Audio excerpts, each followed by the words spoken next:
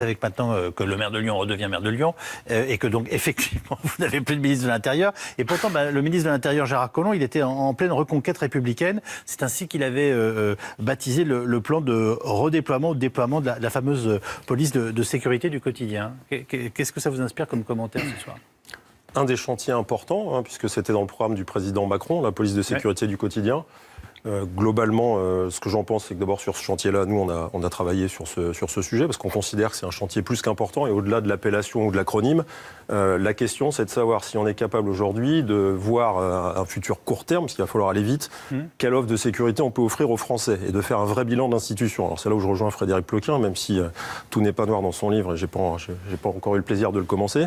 Il y a un vrai sujet sur l'organisation même de la police nationale et de l'état dans lequel se trouve la police nationale. Ce qu'a dit Alexandre Malafay il y a 2 minutes. C'est aujourd'hui qu'on s'en rend compte ? Oui, mais alors là où je rejoins un peu tout le monde sur le plateau, je pense que les ministres successifs n'ont malheureusement pas pu être informés de l'état réel de l'institution.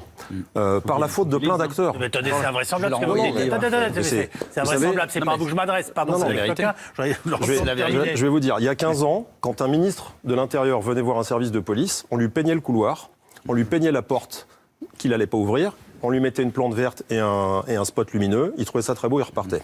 Ça a évolué. Sarkozy est venu à l'improviste, il a décidé de venir dans les services. Vous ne louez pas des intermittents du spectacle pour se déguiser en policier. Mais ça se passait comme ça. C'était pas loin. Ça se passait comme ça par une administration qui ne voulait pas se retrouver dans une situation de montrer à un ministre l'état des services. Et puis ça a évolué. Plus récemment à Saint-Denis, vous avez cité le service dans lequel j'étais, il y a eu des drames, on a eu des policiers très gravement blessés.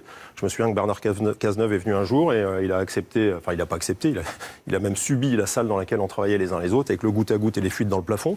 Il s'est rendu compte des choses, mais une fois qu'on a dit ça, Gérard Collomb n'est pas plus fautif que les autres. On a un problème de budget et de fonctionnement de l'institution. Gérard Collomb, il n'aura pas eu le temps de défendre le PLF, le projet de loi de finances pour le budget de la police. On était en train de nous le présenter. C'est effectivement 90% pour la masse salariale, 10% pour le fonctionnement. Il y a encore 10-15 ans, c'était 80-20. Quand on a dit ça, ça veut dire qu'on n'a plus aucun levier financier. J'ai même envie de vous dire, mais c'est très polémique, il faut arrêter les recrutements. Les recrutements sont en train de nous faire échouer. J'ai un responsable syndical qui est capable de me dire ce soir, il faut arrêter les recrutements. Ça ne va pas plaire, mais vous savez que j'ai souvent mon franc-parler. Il faut raisonner sur l'ensemble du territoire, sur l'ensemble des forces dont nous disposons. On a à peu près 150 000 policiers et 110 000 gendarmes. Moi, je fais partie de ceux qui sont persuadés qu'à l'addition des deux forces, nous avons les forces nécessaires. Et après, il y a des niches, il y a des sujets de réforme pour réfléchir à comment réorganiser les forces de sécurité intérieure. Si on continue à subir des politiques de recrutement en effectif, d'abord, on a du mal à recruter, il faut être lucide. Ah oui. Quand on veut recruter 5000 gardiens de la paix après avoir passé des années à 500, on a un problème d'offres et on a un problème de réservoir, puisqu'on n'est pas capable de séduire dans une institution qui fait peur. Et quand on n'est pas capable de séduire, on ne peut plus trier les candidats. On me tourner vers Frédéric Ploquin, je sais, est-ce que ce que vous venez de nous dire, ça peut fonctionner sans la guerre des polices, c'est-à-dire ces querelles permanentes dont on sait qu'elles existent entre différents services ? Alors, on est même au-delà de la guerre des polices. Moi, j'appellerais ça plutôt querelle, parce que la guerre des polices, c'est un petit peu passé.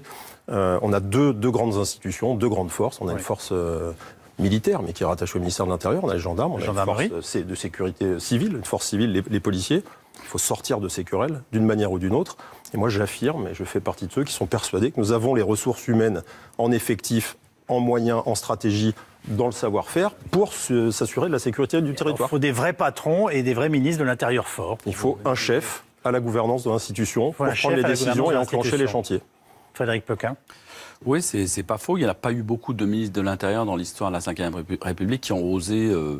il faut à la fois de l'affectif pour diriger la police, il faut une relation affective avec les policiers et avec les gendarmes, parce que s'il n'y a pas ce lien affectif, ça ne fonctionne pas, il n'y a pas d'osmose. Donc il faut à la fois l'affectif et en même temps la force, si je puis dire.